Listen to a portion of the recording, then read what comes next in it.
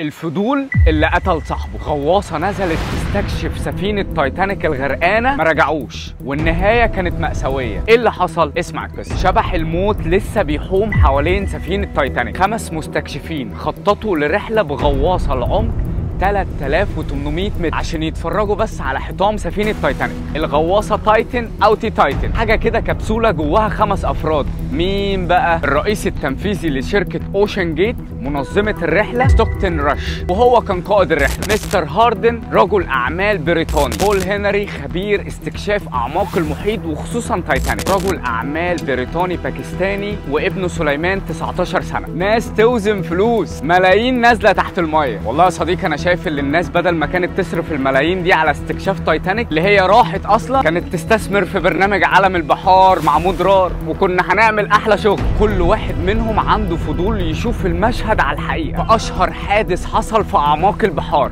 تايتانيك، وبدات الرحله.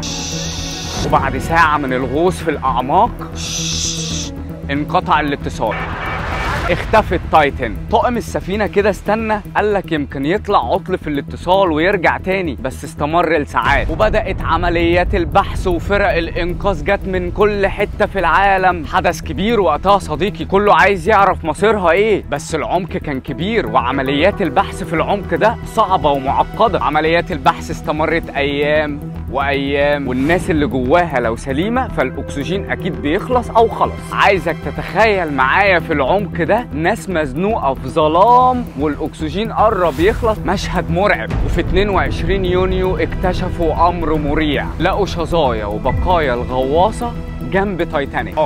الغواصه انفجرت وما استحملتش شده الضغط. لو عطوك فلوس كتيره صديقي واتعرضت عليك الرحله زي دي ببلاش، هتنزل؟